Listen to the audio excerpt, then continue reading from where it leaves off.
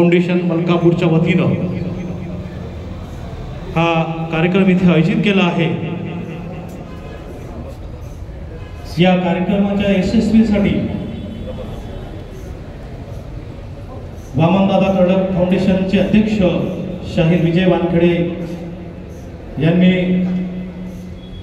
शिवाजी महाराज, बाबासाहेब आंबेडकर, महाकवी वामनदादा कडक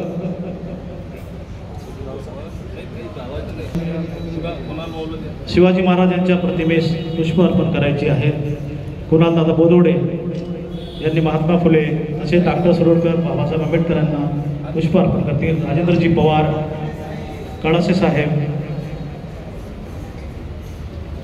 महाकवी वामनदादा कडक आणि प्रतापसिंग दादा बोदोडे यांच्या प्रतिमेस पुष्प अर्पण करायचे आहे।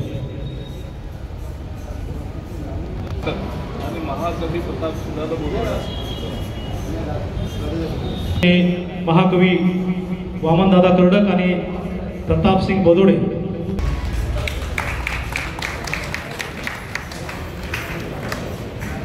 म्हणजे त्यांची गीतं अमर आहेत। भीमा तुझ्या मताची जर चार लोक असते, तलवारीचे तयांच्या न्यारेचं टोक असते। आणि प्रतापसिंग दादाचं थोडाच भीमराज की बेटी मैं तो जय भीम वाली हूँ आणि असे अनेक सुद्धा इथे आलेले आहेत। माझे बोदोड यानंतर मी लॉर्ड बुद्धाचे नथुजी वरण यांना विनंती करतो, त्यांनी प्रास्ताविक करायचं आहे। बंधू मराठवाड्यात शिकलेला जर्नलिझम लागला होते हेड ऑफ डिपार्टमेंट, तर तेव्हा काय झालं त्याच्यात मी सुद्धा तिथे जाऊन पोहोचलो आणि प्रतापसिंग दादा बोदोडे सुद्धा तिथे आले। म्हटलं अरे प्रताप, तुझा अभ्यास वगैरे कसं झाला? हो सर, छान झाला। बरं, उद्या पेपर आहे, मग त्याचं काय? नाही सर, पेपर तर मी देणारच आहे, त्याचा काही प्रश्न नाही। परंतु प्रतापसिंग दादाच्या अंगामध्ये एवढे बाबासाहेब संचारले होते की त्यांनी दुसऱ्या दिवशी त्यांचा जो पेपर होता MA चा तो सुद्धा त्यांनी त्यागला आणि कोणत्या तरी कार्यक्रमात निघून गेले।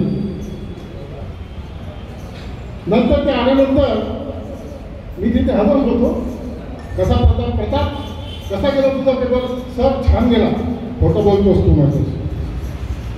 माझ्याशी? तू फोटो बोलतो, मला माहीत नाही काय तू पेपर दिला नाही। अरे, तुझं भविष्य तुला घडवायचं आहे, पेपर द्यायला पाहिजे। सर, मी यापुढेही प्रयत्न करीन। तर ते शब्द मला आठवतात आणि मी जेव्हा नोकरीमध्ये गांधीला होतो ड्युटीवर, तेव्हा अचानक प्रताप दादा मला 13-14 वर्षाच्या आधी ते आंध्र प्लॅटफॉर्मवर मिळाले।